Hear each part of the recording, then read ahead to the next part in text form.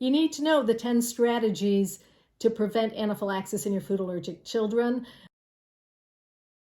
We're talking about the 8th strategy today, and it's teaching family members, yourself, your children, any loved ones, when and how to use the epinephrine auto-injectable device, and when to seek emergency services, because that's not always clear.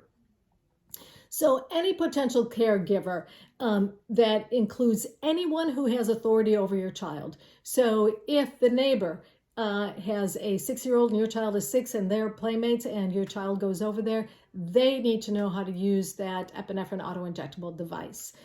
Grandparents, friends, relatives, parents of your child's friends, like I mentioned, this situation with a child next door, relatives, siblings. I frequently will have my staff do a teach back. So they will show the patient as well as the parent how to use the epinephrine auto-injectable devices.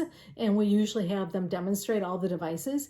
And then I'll have them do a teach back where the parent or the child, depending on the age of the child, will teach them, will show my staff that they know how to use it. That is critical to be able to implement at home as well.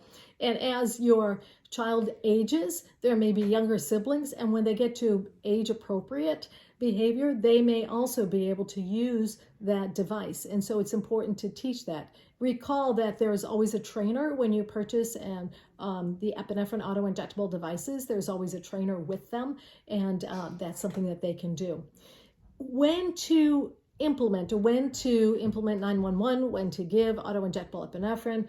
So if your child is having serious symptoms like cough, wheeze, shortness of breath, and they also have this, in medicine we call this look of impending doom. They have this fearful look on their face, or if they have swelling of their throat, those would be times to implement that auto-injectable epinephrine immediately. The other time is if 2 systems in the body are involved.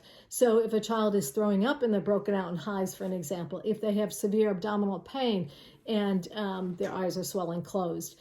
Anytime there are 2 or more systems involved, then you can administer the epinephrine auto-injectable device. Now, the question is when to go to the emergency department. And I will tell you that has changed a little bit.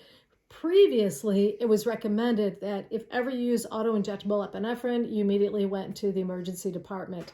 But one of the things that came out of COVID was they realized that what would happen with these food allergic individuals is that they either would not inject epinephrine because that meant they had to go to the emergency department, or they would inject epinephrine and not go to the emergency department. And the reason why they were staying away from the emergency departments is because of COVID. They did not want to get COVID.